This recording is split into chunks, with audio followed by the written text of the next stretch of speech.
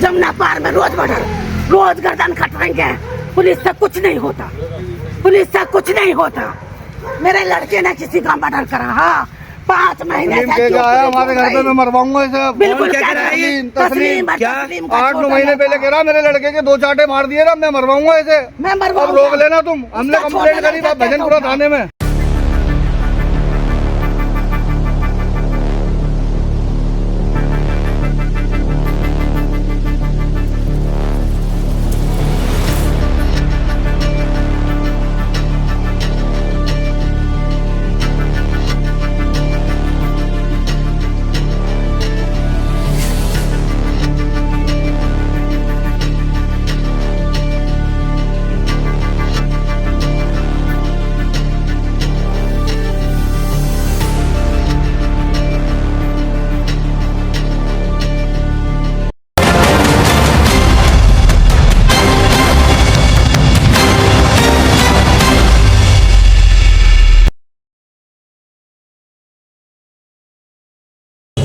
नमस्कार दोस्तों, मैं आपका दोस्त, आपका साथी चंद्रजीत शर्मा।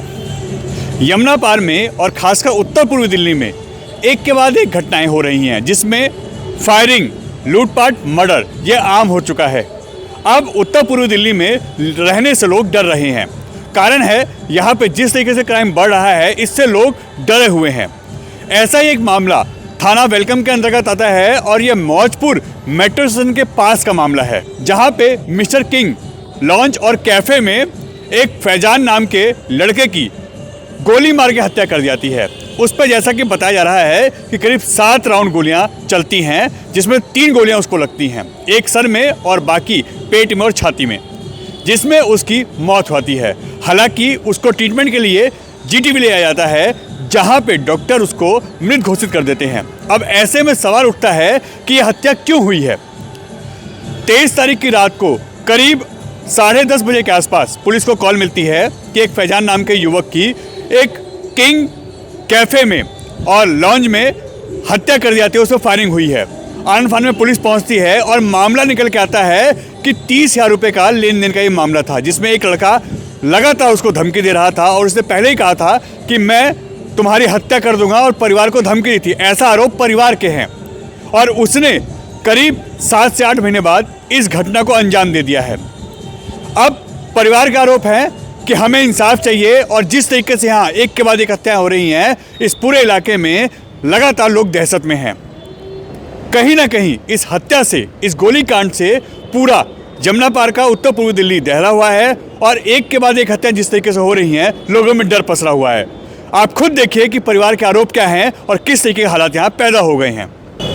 असल में 23 तारीख की रात को करीब 10:30 बजे के आसपास पीछेदार को कॉल मिलती है कि वेलकम में एक फायरिंग हुई है, जिसमें मिस्टर किंग लॉन्च और कैफ़े में फायरिंग हुई है और करीब 7 राउंड गोलियां चली हैं। जैसे ही पुलिस मौके पहुंचती है, वहां पे फैजान नाम के एक लड़के की, जिसकी उम्र करीब 24 साल है, उसको घायल अवस्था में देखती है। आन फान में उसको जीटीबी ले जाता है, जहां उसकी मौत होती है। डॉक्टर जब उसको चेकअप करते हैं तो उसकी मौत डिक्लेयर कर देते हैं। अब ऐसे में सवाल उठता है कि आखिर पुलिस का डर क्यों नहीं है बदमाशों में, और बदमाश के हौसले इतने बुलंद कैसे हैं। पुलिस तुरंत फॉरेंसिक टीम बुलाती है, क्राइम सीन पे मौके पे पुलिस जाती है और आगे की छानबीन करती है, तथ्य जुटाती है। मगर इसके बाद जो मामला खुलता है कि इसमें 30,000 रुपये का लेन देन था, और इसमें फैजान नाम का जो युवक है जिसकी मौत होती है, उसका किसी से विवाद था। कुछ दिन पहले ही कहासुनी हुई थी, जिसमें झापड़ मारने का एक मामला सामने आता है कि थप्पड़ मारने का यह मामला था, और उसने कहा था कि मैं इसका बदला लूँगा। और जैसे ही यह हत्याकांड सामने आता है, उसके बाद वो इंस्टाग्राम पे आके यह भी कहता है कि मेरे परिवार का इसमें कोई रोल नहीं है, मेरे को जो थप्पड़ मारा गया था मैंने उसका आज बदला ले लिया। अब परिवार का आरोप है कि आखिर पुलिस का डर इन बदमाशों में क्यों नहीं है, और एक के बाद एक घटनाएं इस तरीके से क्यों हो रही हैं। अब जमुना पार और उत्तर पूर्वी दिल्ली रहने लायक नहीं बचा। खासकर सीलमपुर, जाफराबाद, मुस्तफाबाद, यह इलाके लगातार क्राइम का गढ़ बनते जा रहे हैं। परिवार अनफान में यहाँ पहुँचता है और उसके बाद पुलिस से उसकी काफ़ी गर्मा गर्मी होती है। ऐसे में फॉरेंसिक टीम, क्राइम टीम मौके पहुँचती है, तथ्य जुटाती है और आगे की जाँच कर रही है। अब सवाल वही उठता है कि आखिर यह कब तक चलेगा। परिवार ने क्या कहा वो भी आप सुनिए। और यह थाना वेलकम का इलाका है और यह अगर कहें तो मौजपुर से दुर्गापुरी जाने वाला 100 फुटा रोड है, जहां पे मिस्टर किंग जो लॉन्ज है, कैफ़े है, वहां का ये मामला निकल के आता है। और यहां करीब 10:30 बजे के आसपास इस पे करीब 7 राउंड गोलियां चलती हैं और उसमें 3 गोलियां इसको लगती हैं और जिसमें इसकी मौत होती है। जमुना पार में रोज मर्डर, रोज गर्दन कटवाएंगे, पुलिस से कुछ नहीं होता, पुलिस से कुछ नहीं होता। मेरे लड़के ने किसी का मर्डर करा, हाँ 5 महीने से आया हमारे घर पे, मैं मरवाऊंगा इसे। बिल्कुल तस्लीम 8-9 महीने पहले कह रहा मेरे लड़के के 2 चाटे मार दिए ना, मैं मरवाऊंगा इसे। अब रोक लेना तुम, हमने कंप्लेंट करी भजनपुरा थाने में जी। मैंने कहा भाई उनको गले मिलवा दो, बच्चे कह रहा नहीं गले नहीं मिलवा रहा मैं अपने लड़के को ऐसे समझा दूंगा। मैंने उनसे भी कही तो कह रहा फैसले को मना कर रहा तस्लीम ने मना कहा मैं गले नहीं मिलवाऊंगा। मेरे दिल में मेरे लड़के के मेरे सामने चाटे मारा। अच्छा गले मिलवा दो इनको, हम नहीं चाहते लड़ाई झगड़ा, हमारा कोई लड़ाई झगड़ा नहीं किसी से। अपना घर बेच दूं, अपनी जमीन बेच दूं, मेरा बच्चा ला के दो। वेलकम थाने के पुलिस वाले जिम्मेदार 5 महीने पुलिस के डर से दुबक के रहता था वो।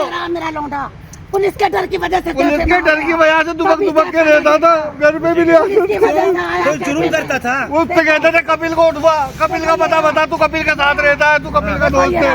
ये कौन है? बड़ा था फज्जी, इसको भी ले गए पुलिस वाले उठा के, इसको भी उठाए, इसको भी छोटे को भी उसे भी उठाया। एक और अम्मा तुम्हारे 4-5 लड़कों में किसी का कोई क्रिमिनल रिकॉर्ड है? कुछ भी ना, फिर ऐसे छोटे मोटे कोई केस नहीं किसी का? नहीं। कुछ तो होगा जो पुलिस आती थी घर पे। नहीं बस कपिल को बता, कपिल को उठवा, कपिल को उठा। मैंने कहा सर क्या वादे करे तेरे भाई को बताया कपिल का। मैंने भाई हमारी दुश्मनी हो जाएगी, हमारी दुश्मनी हो जाएगी। तुम्हें पता नहीं क्या तुम्हारे हजारों मुखबरे अपने मुखबरों से बुलवाओ, मैं क्यों दुश्मनी करवाऊँ अपने बच्चों की। आज उसका नतीजा मिल गया मुझे।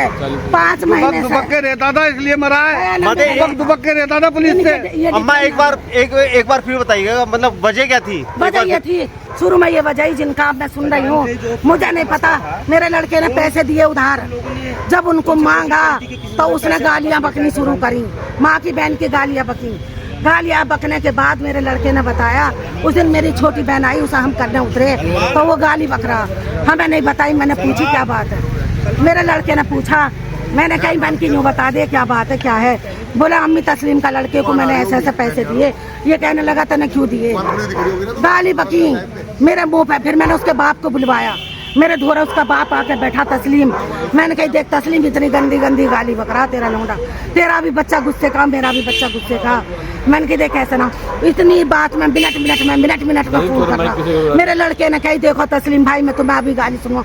जैसा मेरे फैजान ने फोन खोला, फट देना गाली बकी उसने, तेरी माँ की तेरी बहन की। मेरा लड़के ने फिर हाँ लौट कर गाली बकी, तो उसका छोटा लड़का साथ आया था तस्लीम का, तो उसने कही कि तू तेरा गोली मरवाऊंगा मैं, आज मेरे बच्चे का गोली मरवा दे।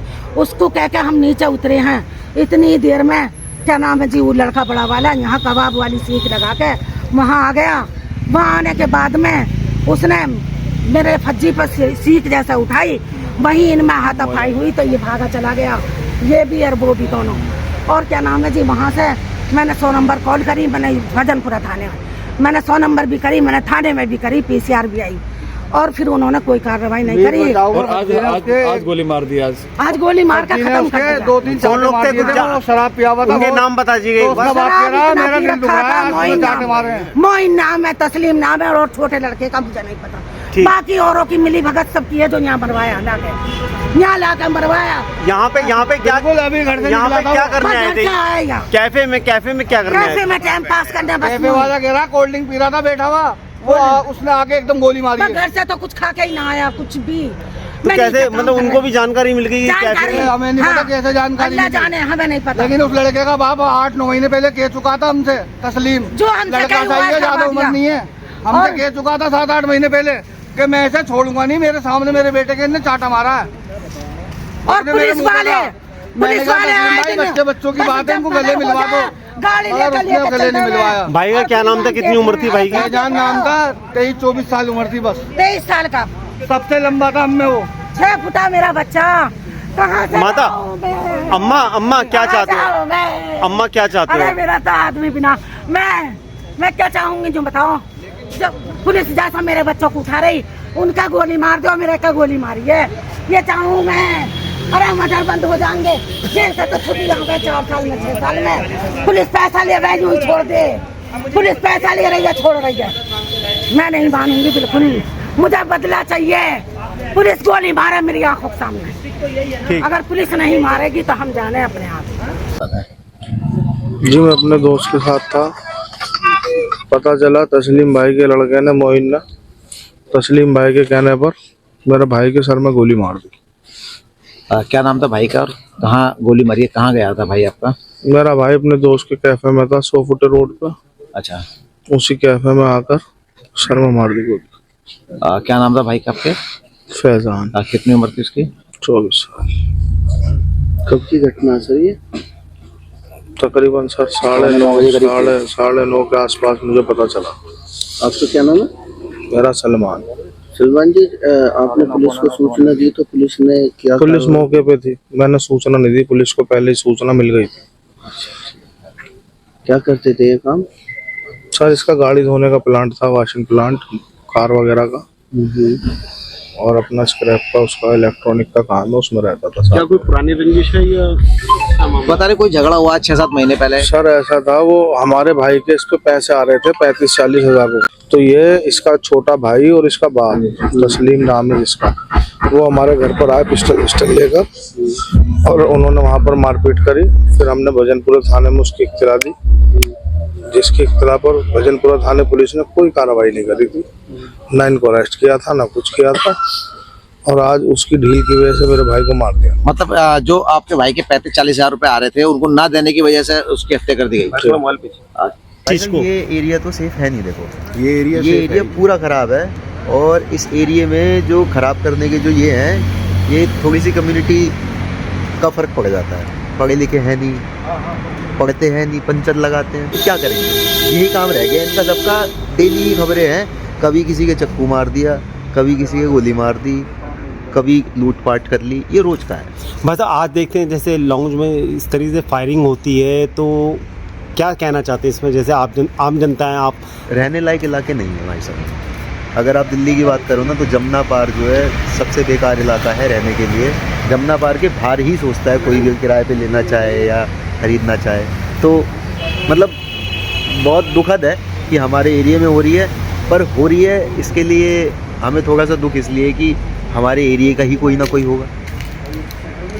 तो हम तो जी ऐसे सेफ मानेंगे कि जहाँ अपने आप को दिखे ना कि यहाँ पे सेफ है, तो वहीं सेफ की जगह पर जाना चाहिए।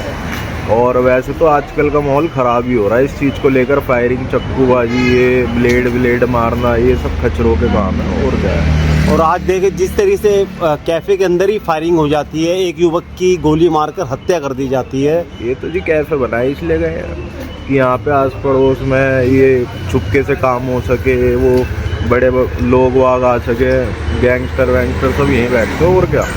तो ऐसे लोगों पे मतलब प्रशासन को, पुलिस को कमर कसनी चाहिए नहीं? जगहों पर रोक लगानी चाहिए खुलने से, है ना? जगहें बंद करनी चाहिए, ऐसी जगह बंद होनी चाहिए बिल्कुल। हाँ, बिल्कुल बंद होनी चाहिए। अब वो परिवार का सदस्य था एक, आज उसकी गोली मार के हत्या कर दी जाती है मेरे बड़े भाई, ये थोड़ा बताइएगा।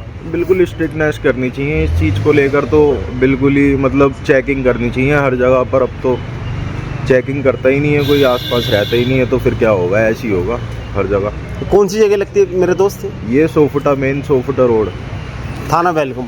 थाना यहाँ का, हाँ थाना वेलकम लगता है यहाँ का।